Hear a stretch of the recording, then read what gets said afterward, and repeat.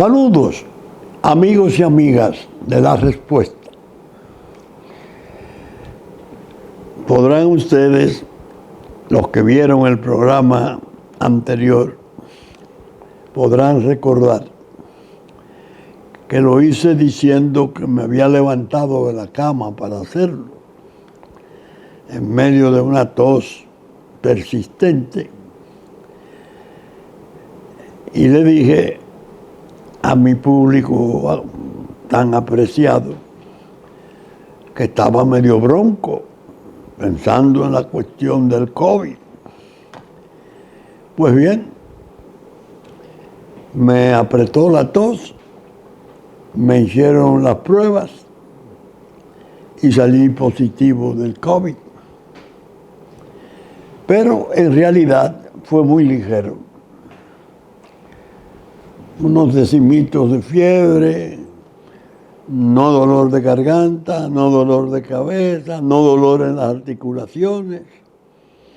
La tos que persistió, se le dieron unos medicamentos específicos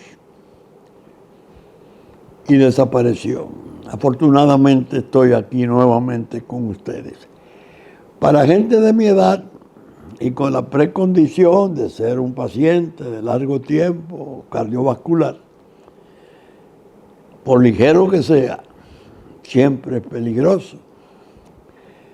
Y tomamos las medidas del lugar y gracias a Dios nos sentimos bien, en capacidad de servir y de seguir ofreciendo desde La Respuesta nuestras modestas opiniones y orientaciones, porque eso es de la esencia del programa, que no quiero que se desnaturalice en ningún tiempo.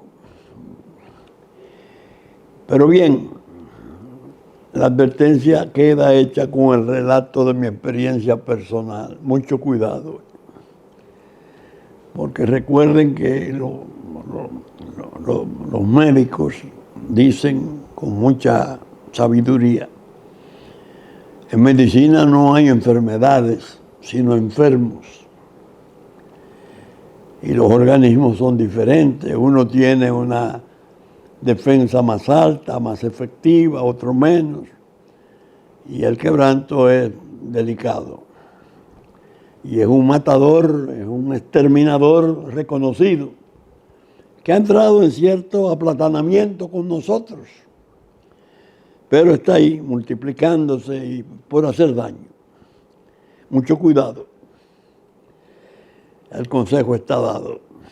Bien, sigue el curso de la guía del programa, porque me hice el propósito de no desviar la atención. Primero, de eso que hablé de la salud cuando estaba más fuerte en los tiempos del virus. El virus crudo y el virus azote. Y sobre todo, en segundo lugar, las guerras. Esto anda mal, muy mal. No hay razones para el optimismo. El mundo, desgraciadamente, está expuesto a peligros inconcebibles, pero reales. Ahora mismo, ¿cuáles son las novedades?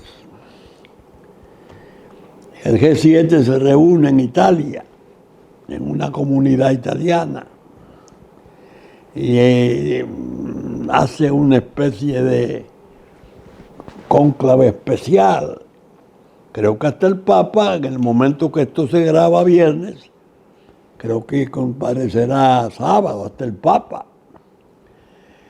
Y han hecho ofertas multimillonarias algunos estados que han celebrado tratados particulares con el gobierno, llamémosle así, por comodidad del lenguaje, de Zelensky,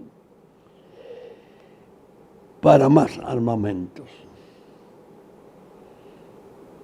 es decir, para más guerra. Entonces, eso necesariamente deja a uno perplejo. Se reúnen todos los ricos, el G7 del mundo, y entienden que hay que fortalecer el armamento de Ucrania para que prosiga la guerra. Hubo una experiencia ahora leccionadora en las elecciones de Unión Europea. Algunos de sus gobiernos fundamentales están ya para salir porque las votaciones fueron adversas a sus organizaciones de centro izquierda y socialdemócratas y esas cosas. Entendió el pueblo de Europa que el centro derecha era más confiable y así lo premió en las elecciones.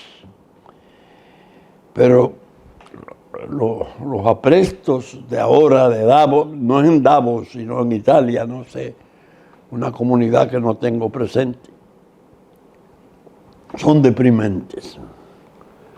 Deprimentes porque eso se hace en el momento que la OTAN está haciendo ejercicios espectaculares en Polonia, en Albania. Es decir, uno nota que el conflicto va a aumentar, que no hay en el horizonte signos buenos de que venga la paz.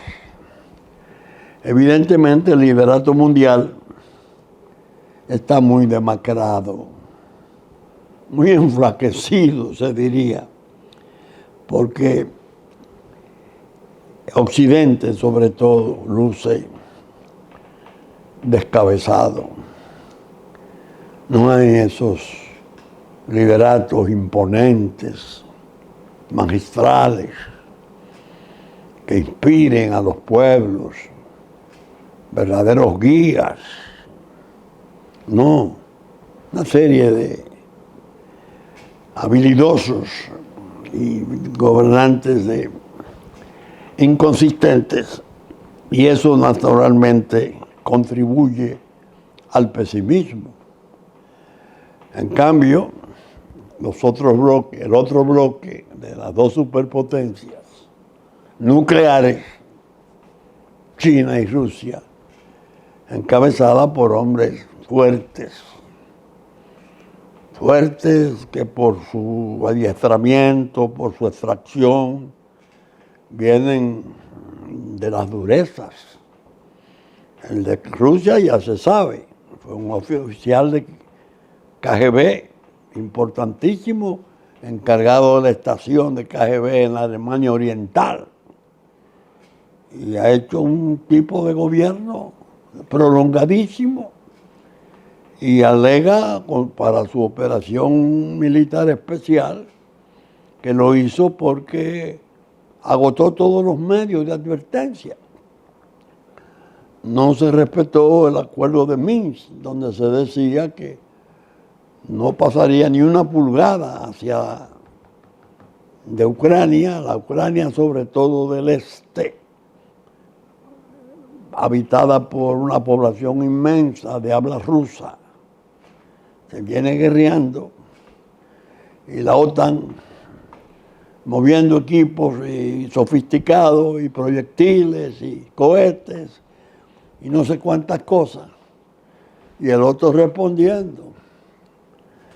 Ahí lo vemos, una flotilla en La Habana, un submarino nuclear entre sus unidades, que no representa un peligro, cierto, yo lo creo, pero tiene mucho de mensaje, tiene mucho de advertencia.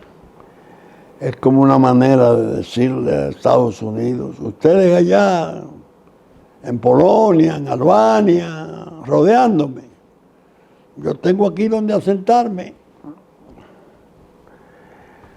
Es una especie de rememoración trágica de la crisis de los misiles del año 63 de Cuba, que sí fue un borderline, el final a punto de desatar la Tercera Guerra Mundial. Eso se está repitiendo. En el Oriente, Medio Oriente, increíblemente terrible la guerra, porque Hezbollah, como decíamos en el pasado programa, se activó 215 misiles y drones sobre Israel con explosivos. No han dado resultados de los daños, no han dicho si hay muertos, si hay instalaciones destruidas, si el famoso sistema de defensa de Israel funcionó, pero el ataque se produjo. Israel movilizando sus ejércitos hacia el norte porque está a punto de marcharle a Hezbollah, que domina Siria, al Líbano. Es decir, todos los elementos que están al alcance de la comprensión mínima de uno son elementos negativos. No hay lugar para uno decir al fin, por fin, esto va a terminar, buscarán una salida, no son tan insensatos, entienden que están jugando con la muerte de la humanidad, el exterminio. Todo muy negativo, muy cerrado. Nosotros, naturalmente, tenemos que estar atentos a esas cosas, porque eso no tiene nada de ajeno. Eso que está ocurriendo en esas partes concierne a nosotros y a todo el mundo en vivo y directo. Ya lo veremos, reflejado en la economía, en muchas modalidades de la vida de los pueblos y en la propia dinámica de las líderes políticas y la preferencia de los partidos y los candidatos.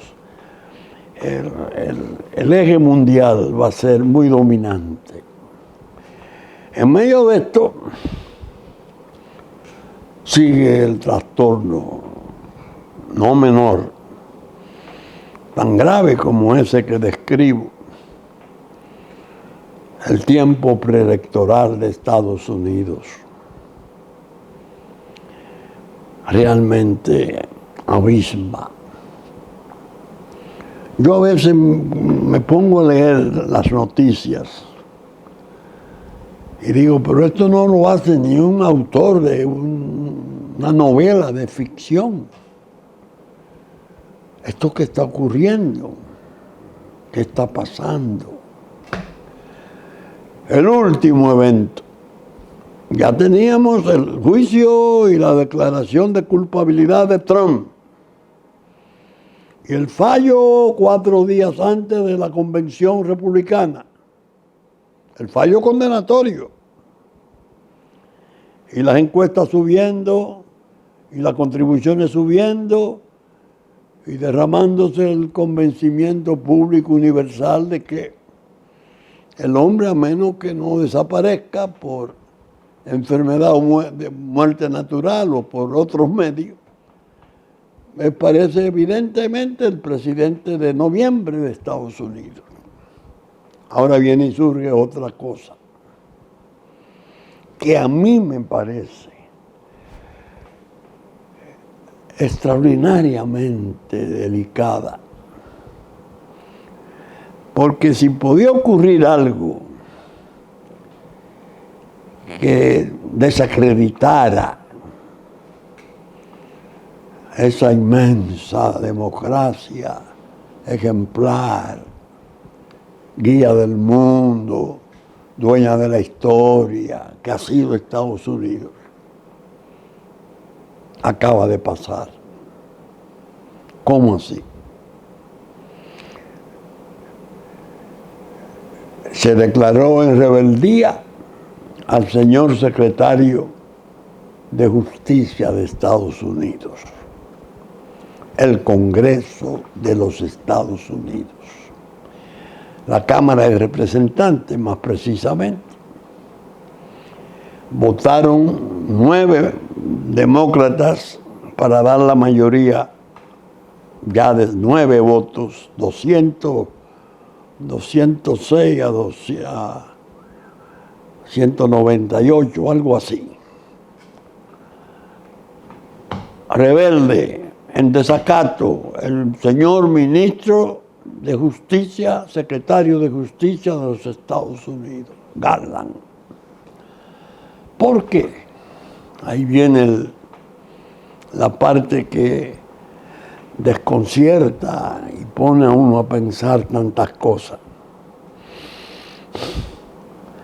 Ocurre que se abrió una investigación hace algún tiempo con motivo de la persecución que se realizó contra Trump por el manejo indebido de papeles clasificados de alta seguridad que los presidentes y expresidentes norteamericanos no pueden llevarse a la casa ni a sus oficinas particulares cuando salen. Lo de Trump ya vimos, en Mar-a-Lago se hizo un espectacular allanamiento, bueno. Eso era Trump, 34 cargos penales gravísimos, una persecución intensa. Pero se abrió una investigación también, yo diría que casi como para emparejar la equidad, al expresidente Biden, actual presidente de los Estados Unidos. Y sucede que en su casa, que había sido alquilada a un tercero, en un garaje aparecieron documentos clasificados de los que tienen y demandan un cuidado especial y que si se descuida, el presidente o el presidente que lo permita se pone a castigos severos. El fiscal especial Hull, que se nombró para eso, llegó un momento en que le declaró a la prensa y al mundo que iba a archivar esa investigación porque no podía continuar el interrogatorio del expresidente Biden, porque él no recordaba nada, ni los lugares, ni la fecha, ni de qué se trataba. Cuando eso se produjo, nosotros en la respuesta dijimos que era una inflexión gravísima de la inseguridad del mundo. Porque si una investigación sobre eso la suspenden, sobre el fundamento supuesto de que no es investigable la persona porque no está en capacidad, en habilidad mental para responder. Uno pensaba y piensa, bueno, pero no podía pasar a ser presidente. No podía pasar porque entonces, si no tiene memoria para esas cosas, ni habilidad para responder preguntas sobre un manejo de documentos, tiene el maletín atómico y tiene las decisiones más importantes del mundo en sus manos. Se sospechó desde el principio que en el fondo los demócratas tenían un mecanismo de trasfondo para ayudar en sus limitaciones naturales, que realmente la prensa ha sido la encargada de exhibir día a día en la persecución mediática que le tienen al presidente Biden. Que si se turba al bajar del podio, que a veces dice una fecha, confunde personajes, cosas buenas. Y no, pero hay gente muy versada atrás, ¿no?, que compensa eso. Fue lo que se dijo. Ahora, al surgir el requerimiento del Congreso de que entreguen los audios de esa investigación, al negarse el secretario de Justicia a entregarlos, se hace rebelde contra el Congreso. ¿Para qué pedía el Congreso o pide el Congreso esos audios? Evidentemente, para iniciar algún tipo de procedimiento que no deja otro camino que pensar que o se trata de un problema de forzar una dimisión, una renuncia o una expulsión, como fuere, por problemas de limitaciones de habilidad mental. Eso es lo que se procura con esos audios, porque el fiscal que investigó lo dijo. No solo se la negaron al Congreso, todavía con más razón se la habían negado a los grandes diarios norteamericanos. Es decir, es un secreto guardado rigurosamente, como si fuera el de la bomba de hidrógeno. No puede saber el pueblo ni el mundo qué se dijo en esa investigación y cómo lo decía el investigado. ¿Y por qué llegaba aquel fiscal a esa conclusión tan dura, tan extraña? Una cosa inconcebible. Pues bien, el asunto está montado. Todo obedeciendo, claro está, a un contexto y a un tiempo calientes. Los republicanos están respondiendo: all right, ustedes me están persiguiendo a Trump, lo quieren lisiar, tumbar, trancarlo, evitar que sea. Bueno, nosotros vamos ahora a perseguir el de ustedes. Quizás para destituirlo. Ya dentro de un indictment en el Congreso, un juicio político. Eso ocurriendo en los momentos que estamos en el mundo es una mega tragedia. Es decir, una tragedia monstruosa, muy peligrosa. Y el mundo está al filo de esa tremenda fase de crisis que estamos atravesando. El fiscal especial, su nombre es Robert Hur. El secretario del Departamento de Justicia, Merrick Garland. Este es el que está declarado en rebeldía. ¿Qué va a ocurrir en los próximos meses? Antes de unas elecciones, amén, porque las elecciones son en noviembre. No, eso uno cierra los ojos y al abrirlo piensa, no, fue una pesadilla, yo me lo soñé, eso no puede ser. Sí lo es una realidad muy dura y peligrosa. Nosotros, por aquí, yo escribí el miércoles la pregunta: un juego de misterios, como siempre. Traten de leerla, que yo creo, modestamente, que vale la pena leerla. La pregunta, Marino Vinicio Castillo, WordPress.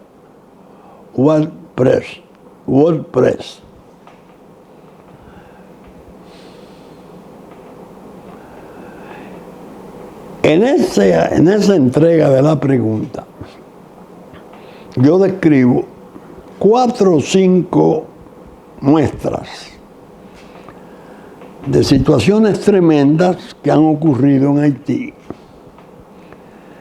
pero más para destacar el misterio que las asedia a todas. el magnicidio, condenan a los oficiales colombianos retirados a perpetua, empresarios a perpetua, y cada día aparecen nuevos acusados y no se sabe exactamente quién fue que dio la orden o no dio la orden. Misterio. Las pandillas, quién las formaba, si el empresariado la sufragaba, si el gobierno del propio Jovine, que fue sacrificado en el magnicidio. Y voy dando una serie de muestras, 4 o 5, entre ellas Kenia. Increíble, al venir para acá me puse a leer la pregunta del miércoles, de antes de ayer, hoy es viernes.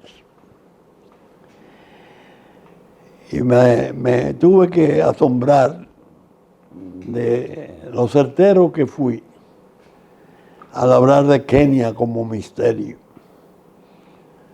O yo pregunto, bueno, ¿y este aplazamiento? 2 semanas, 3 semanas. Y este banquete de Estado que le dieron en Casablanca a su presidente.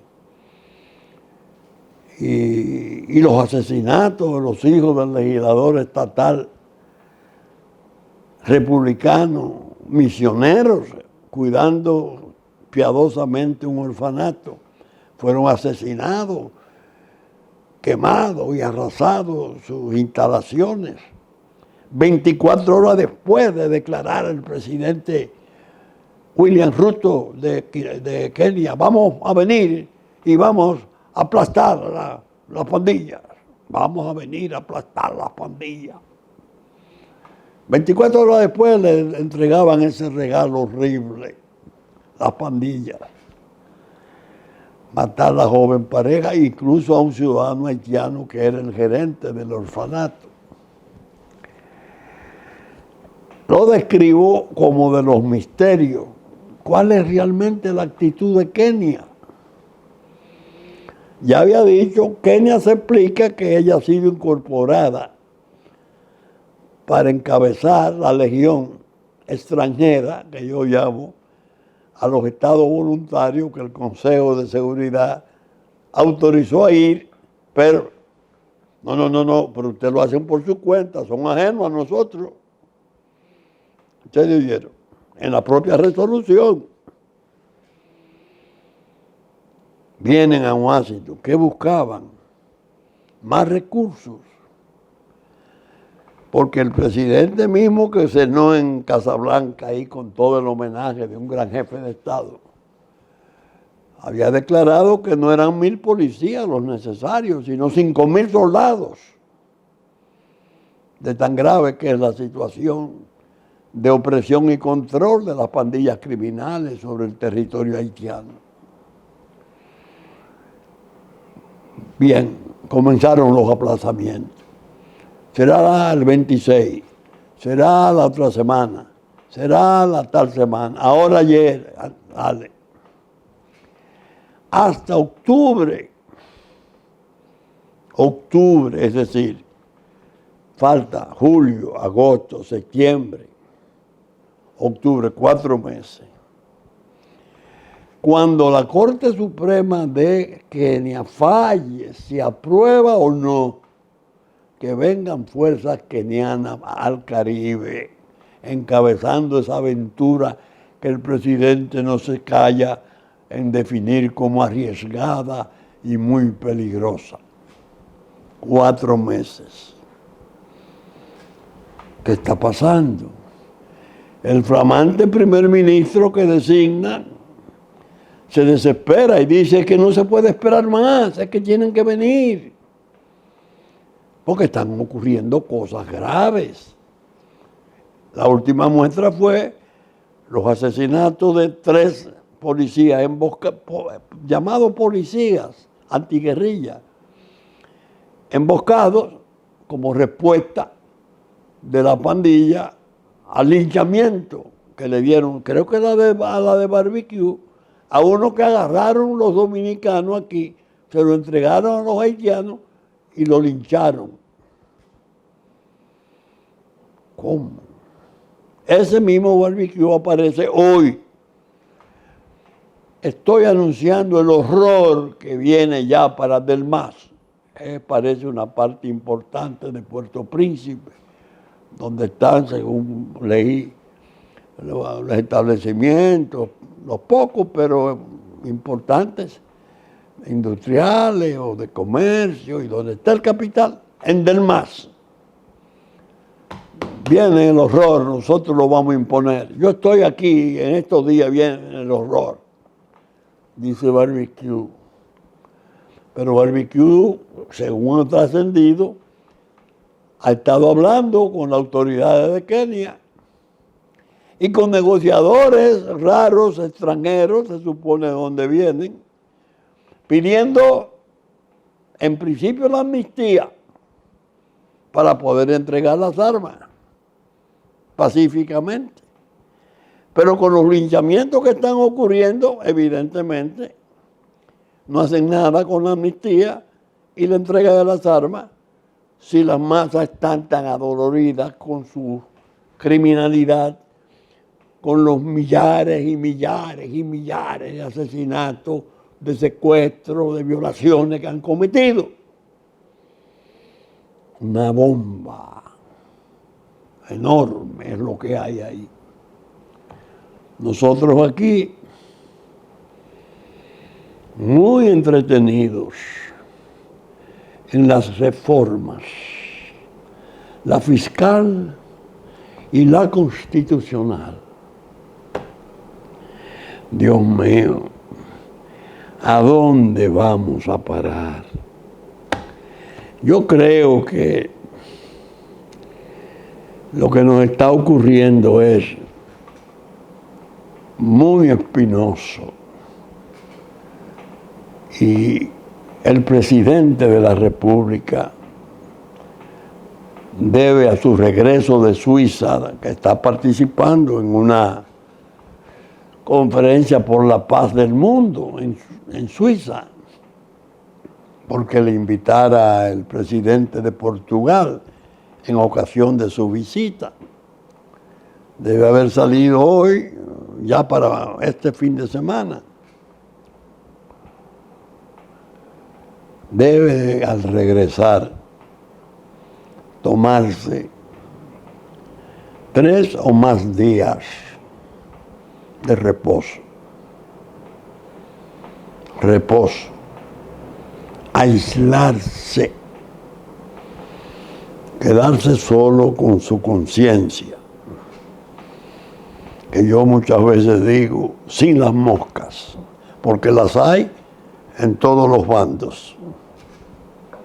Los opinadores, los que viven farfullando, hablando muchas veces disparates. Y pensar, yo me he empeñado mucho en esta reforma fiscal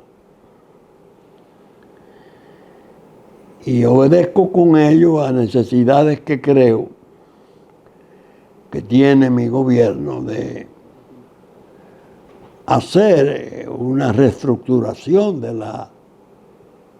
del mecanismo de la fiscalidad. Ahora, preguntarse, ¿es este el momento de introducirla? Yo pasé 4 años, estoy pensando en sentido figurado, el presidente retirado a su casa de descanso, que por cierto me dicen que la de Juan Dolio la han habilitado. Este es el Camp Baby nuestro. Yo pasé 4 años y me fue bien. Lidié con las crisis, logré hacer cosas interesantes, el resultado electoral fue muy favorable, la apreciación del público muy buena, pero ¿quién me está pidiendo esta reforma fiscal? El Fondo Monetario Internacional me lo está poniendo como condición para poder facilitar y lubricar nuevos préstamos o alguna otra entidad como el BID, esos que son vitales en la cuestión de la financiación de los gobiernos, de los estados. Sí, es posible que no haya trascendido, pero que el presidente lo haya recibido como petición. Una condición es imponga la reforma fiscal para que mejoren los niveles de recaudación y usted quede aliviado de una insolvencia previsible, porque ya el 33% del presupuesto se va en pago de intereses y abono de capital de la deuda. Podemos estar no lejos. Ahora con la guerra y la economía estremecida del mundo, podríamos caer en un colapso y en un default o algo por el estilo. No digo yo, pienso que el presidente puede tener esa información. ¿Por qué yo le digo que se retire a solas? Con su conciencia. Por eso, la reforma puede ser pedida de la mejor buena fe, para habilitarlo y darle posibilidades de nuevos créditos, nuevos préstamos y poder seguir su dinámica constructiva. Ajá. Pero el momento es el apropiado. No. Y hay dos precedentes que le quiero recordar al presidente Abinader desde aquí, con el mayor respeto y el afecto personal que siempre le he tenido. Especialmente le tuve a su padre. Carlos Andrés Pérez, presidente de Venezuela, fue a unas elecciones y ganó clamorosamente la reelección. Así fue. 22 días, 25 días, no sé cuántos días después, sé que fue un 27 de febrero, estalló Caracas, explotó Caracas.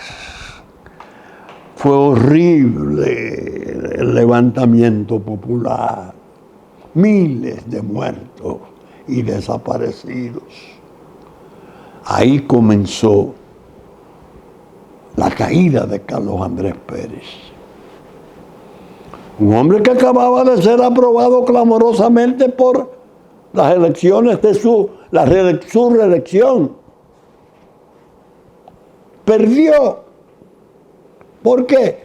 Porque entre las cosas que acordó con el Fondo Monetario Internacional, había algunas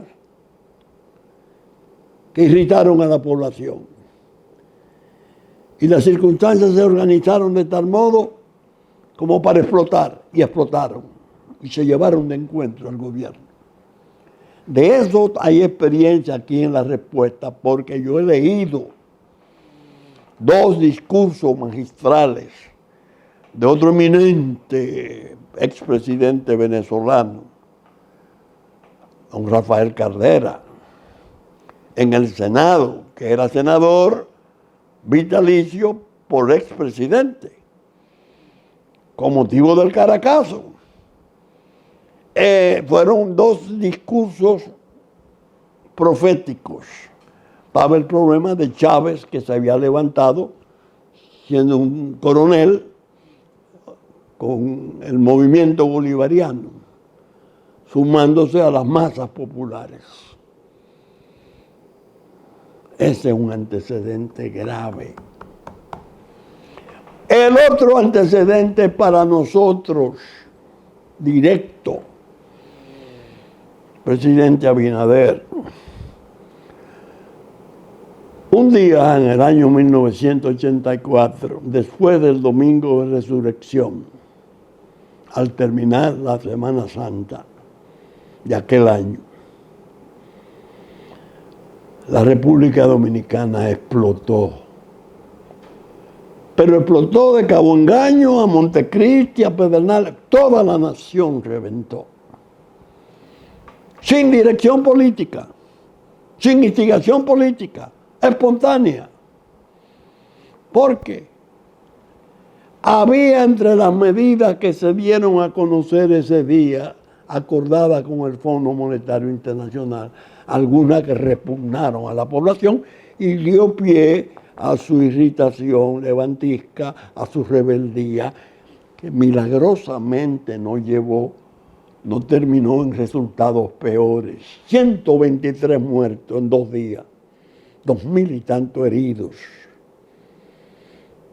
Pero se mantuvo más o menos el gobierno, no corrió la suerte de Carlos Andrés. Óigame, yo he contado, porque así me lo hizo saber el mando militar entonces. El domingo subsiguiente, Freddy Veragoico, mi inolvidable amigo, mi gordo, y yo acabamos con la matanza.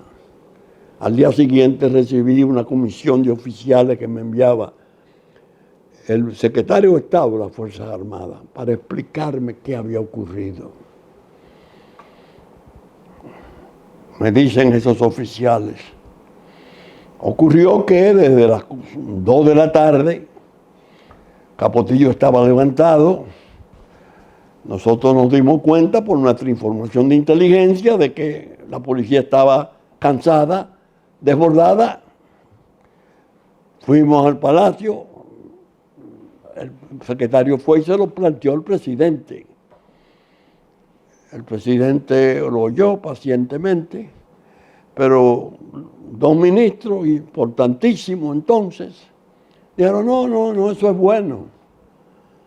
Esa protesta es buena porque eso le va a enseñar al Fondo Monetario Internacional por qué no nos puede imponer esa cosa. Ya a la medianoche el descontrol era total y fueron a levantar al líder máximo de la oposición. Y fue en la madrugada al presidente y le dijo, hay que oír a las Fuerzas Armadas, hay que traer la primera brigada y meterla al amanecer para que el barrio quede controlado. Era Capotillo la cabeza de un movimiento nacional. No, hubo que entrar a sangre y fuego. Esas 2 experiencias yo las cuento ahora con mi buena fe de siempre, como una advertencia sana, sincera, yo diría generosa, al presidente Luis Abinader.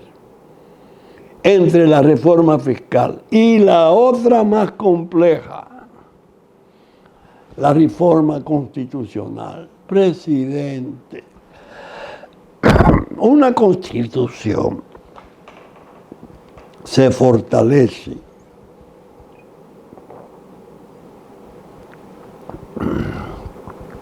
más cuanto menos se le toca.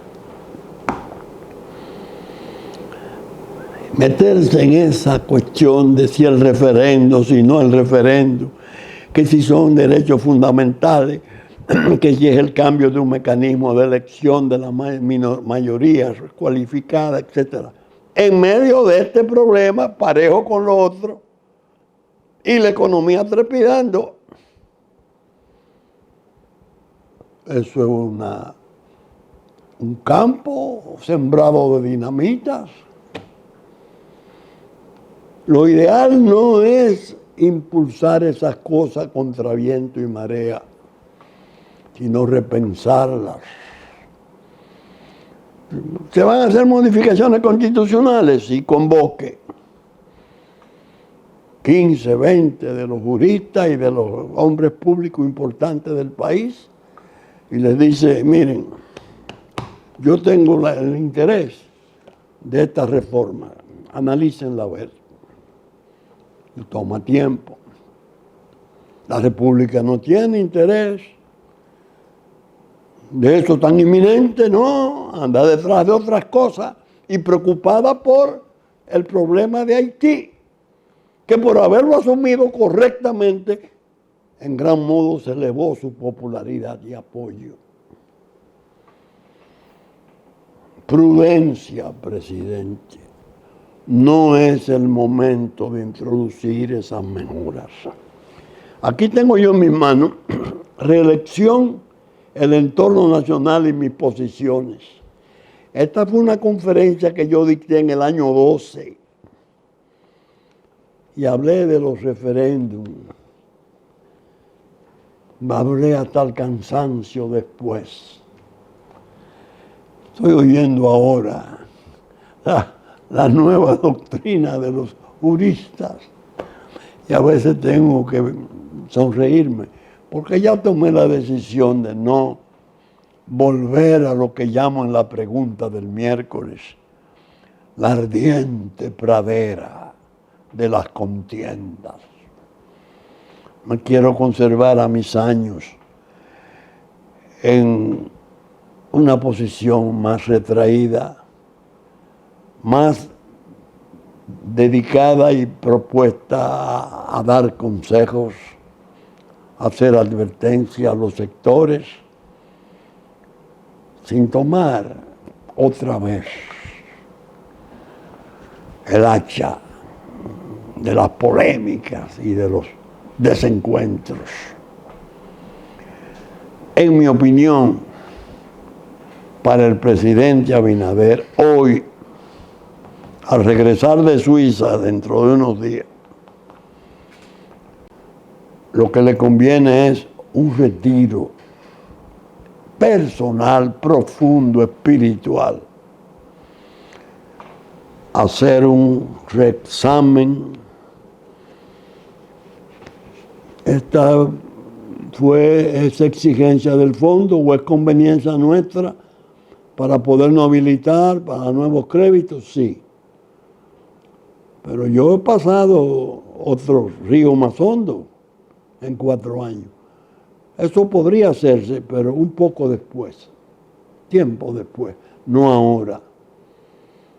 No ahora, porque ahora se me puede alborotar el hormiguero, la colmena, las abejas de piedra, de la inconformidad, de la incomprensión. Y yo que he sido favorecido así, en 6 horas puedo quedar desconocido. Esa es la realidad, presidente. La constitucional, bueno, el problema de los candados, de las cosas, eso no lo hizo yo, está ahí. Al contrario, me voy a dedicar a esto ahora. Hay 5 leyes fundamentales mandadas a aprobar por esa Constitución del 2010. Y no se han engendrado. ¿Hace cuánto? 10 años. Yo voy a preparar las leyes que la Constitución ordenó hacer y no se hicieron. Ya veremos. Incluso déjame examinar, nombrar o requerir, no nombrar, el consejo de la consulta de 8 o 10 gente prominente, preparada, desinteresada, que no tenga por qué dar una opinión maliciosa ni oportunista, para que me hagan un veredicto sobre esa cuestión del referéndum. ¿Apruebo la ley primero? Sí. Después examinamos la posibilidad de hacerlo, pero diferido. Yo creo que hay prisa inmotivada en impulsar como grandes temas nacionales las reformas y son irritantes en un momento en que el estado psicosocial se puede encrespar. Ahí está el aumento de la abstención, que tiene mucho de reserva y repudio, para todos. Es decir, advertir que el éxito que tuvo, tan esplendoroso, tan merecido, no es de acero, no está blindado frente a las contingencias que pueden sobrevenir. No contribuya, presidente, a meter en esa hoguera más leña al fuego. La pausa, la serenidad, es quizás el instrumento mejor para lidiar con las vicisitudes de este tipo. No la suscite usted, que puede pagar un precio alto y no lo merece. Bien, saben ustedes que estamos saliendo por Super Canal, domingo a las 11 de la mañana en nuestra versión central. Canales 33 de Claro, 3 del cable. Que asimismo Teleimpacto en sus canales 52 y 22, 52 de Claro, 22 del cable, después del mediodía y a las 9 de la noche de domingo, reproduce este programa. Que estaremos a partir de las 12 del mediodía ya en YouTube. Elevado el programa ya. Por lo que esperamos que, con la gracia de Dios, podremos estar con ustedes el próximo fin de semana en una nueva entrega de La Respuesta, con la sinceridad de siempre. Muchas gracias y hasta entonces.